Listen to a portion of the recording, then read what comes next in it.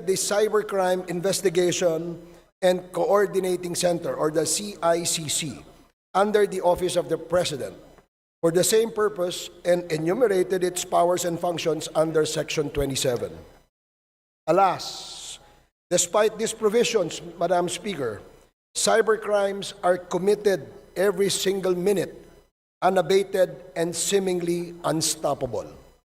The lack of visible active prevention, intervention, suppression, and prosecution of the perpetrators is felt by the aggrieved citizenry. Despite the powers given to these agencies, Madam Speaker, criminals are having a heyday every day in the web. We seem to be helpless. To state the obvious, Madam Speaker, dozens or hundreds, if not thousands of trolls, probably paid by pogo and drug money, relentlessly attack personalities with total impunity. This has been happening for years without let-up, Madam Speaker. They get away with it. That is why they continue to thrive. It is a business that has become so profitable without having to pay taxes, no liability, and with the pleasure of being able to ruin reputations of people without having to worry about getting caught and punished. The ultimate goal of the trolls, Madam Speaker, is to create chaos and disorder by sowing false information, confusion, fear, and slander their subjects. We must not let them win. Law and order must be preserved to ensure peace and stability in our society. Trolling is the means to destroy this peace and create chaos. These trolls get paid, and we all know that. The sheer number of trolls and the amount of false information that they flood the web with will give you an idea on the value or amount of money needed to pay them. Who is the innocent person who is bound to benefit from their trolling? Will this innocent person disburse enormous amount of money and laugh out loud at the false information being disseminated? Obviously, Madam Speaker, the ones funding these malicious campaigns are the ones hurting the most. They are also the ones who have the vast financial resources to pay these trolls. And who could they be? One thing is for sure, Madam Speaker, the money involved is staggering, which can only probably come from illegal pogos and drug syndicates operating in the country. Madaling ubusin ang hindi pinaghihirapan, ika nga. I rise to represent the aggrieved parties, which include no less than the President, government officials, including myself, and ordinary citizens who have been victims of these cybercrimes. I call to action all our agencies in charge of investigating these crimes to be more active and make their presence felt so that our people may be protected by the civil servants who draw salaries from their taxes. Do not be passive and wait for complaints to be filed before you act on the obvious transgressions of the law. I am filing my complaint here now, Madam Speaker, and I hope everybody's listening. We have been targets of these possibly pogo and drug money-sponsored trolls and vloggers. I was just watching in the sidelines, waiting for some action from the PNP, the NBI, and the CICC. But I waited too long, Madam Speaker. I hope I'm not waiting in vain.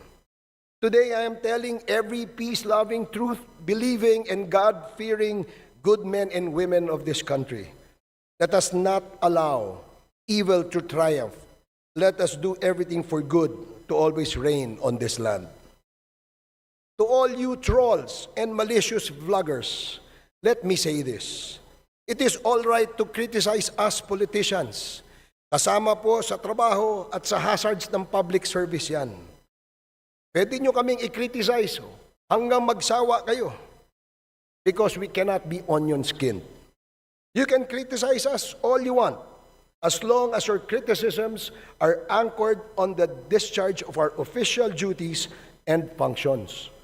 But when you cross the line, Madam Speaker, and impute malice on what we do and attack our persons, you cease to be protected by your constitutional rights. Even the Supreme Court ruled that when your statements are done with malice, you are liable under the law. Panindigan na lang ninyo ang paninira ninyo. Hindi naman pwede na porke politiko, pwede mo nang akusahan ng lahat ng krimen at kasinungalingan, tapos wala ka ring pananagutan? Ano ka? Siniswerte? Matapang ka manira. Matapang kang mangutya. Tapos ayaw mong sumagot? Paano kung halimbawa kami naman ang magsabi na ang pangit mo o ang baho ng hininga mo o iniwang ka ng kinakasama mo na napakaputi kasi ang itim-itim mo at ang liit-liit ng tenga mo? O wala ka namang kwentang abogado. Puro ka lang media at pasikat sa media, pero sa korte, kulata ka naman. Kita nyo? Paninirang puri na ang ginagawa ninyo. Hindi na yan protektado ng mga batas. Ang batas ay para sa lahat. Hindi lang para sa iilan. Kung may nalalaman kayo na freedom of speech, wala naman pong freedom to defame, freedom to insult, or freedom to slander. Lahat ng freedom at karapatan ay hindi po absolute o walang katapusan. Kahit nga ang pinakauna at pinakaimportanteng right to life at liberty ay pwedeng alisin ng Estado upang pangalagaan ang buong lipunan at ang mga mamamayan nito. You may be imprisoned or executed upang panagutan ang mga kasalanan sa lipunan. No, Madam Speaker, enough is enough. We will not stand idly by anymore and allow your evil to triumph. We will do everything to make sure that you are brought to your senses and punished for your abuses and wanton disregard of the laws that safeguard everyone equally. In closing, Madam Speaker, I would like to extend my regards to all the trolls and the malicious vloggers out there and wish them the best of luck as they journey into another dimension called reality. Thank you, Madam.